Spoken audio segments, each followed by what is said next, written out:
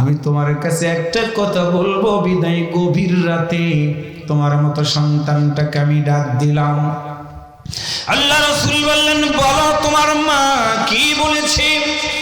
এমন সময় সাদ বলে, ইয়া রাসূলুল্লাহ, আমার মা বলেছে আপনি বলেছেন দ্বীনের জন্য যারা শহীদ হয়ে যাবে বদরের ময়দানে, হুজুর আল্লাহর জান্নাতের ভিতরে আপনার মতো নবীর সাথে তাদের থাকার সুযোগ হয়ে যাবে।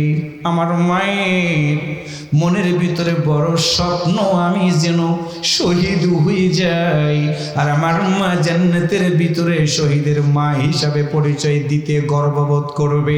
এই জন্য হুজুর আমার মাকে আমি যখনই ডাক দেয়া বললাম, মা বদরের ময়দানে গিয়ে আমি যদি মারা যাই বলো কে আমাকে করবে? বলো মাকে, তোমাকে মা মা বলে ডাক দিবি।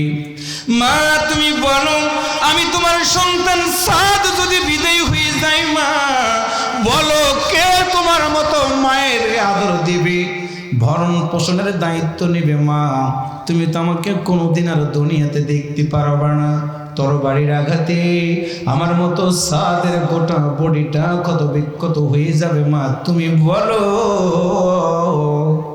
এইরকম দৃশ্য দেখে কি তুমি সইতে পারবা? মা তুমি বলো।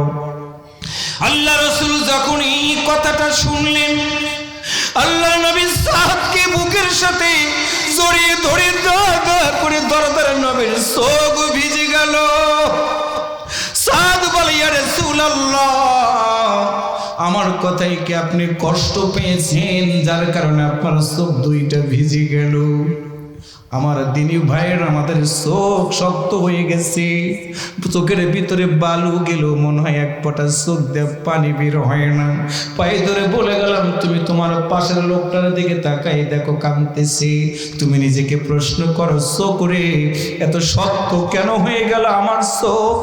আমার চোখ দেখানো এক ফোঁটা পানি বের হয় না, কিয়ামতের ময়দানে তোমার এক ফোঁটা চোখের পানি আল্লাহর দরবারে জান্নাতে যাওয়ার জন্য সুপারিশকারী হয়ে যাবে।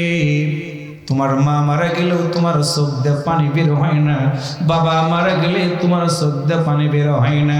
সিরাত মাহফিলে বসে আছো, নবীর কথা, নবীর দুঃখের কথা শোনার পরেও তোমার চোখটা ভেজে না। বুঝতে হবে নামে মুসলমান আমরা, কিন্তু কাজের দিক থেকে অনেক গুণ আমরা পিছিয়ে আছি। আওয়াজ করে বলুন তো, জান্নাতে যদি যেতে হয় যতদিন বাঁচবো আল্লাহর কোরআনটা কি আমাদের মানা দরকার আছে না? আল্লাহর নবীর ধা ধা করে চোখ দিয়ে পানিগুলো বের হয়ে গেল। সাদ ডাকতে বলে, হুজুর বলেন আমি কি কোনো অন্যায় করেছি গো নবী? কাঁদছেন কেন? নবী আমার ডাকতে বলে, সাদ আমি তোমার মায়ের কথা শোনার পর আমার মনটা চাইতেছে আমি একটু আমার মায়ের আদর নেব। আল্লাহ রাসূল বললেন, সাদুরি জন্মগ্রহণ করার আগে আমি আমার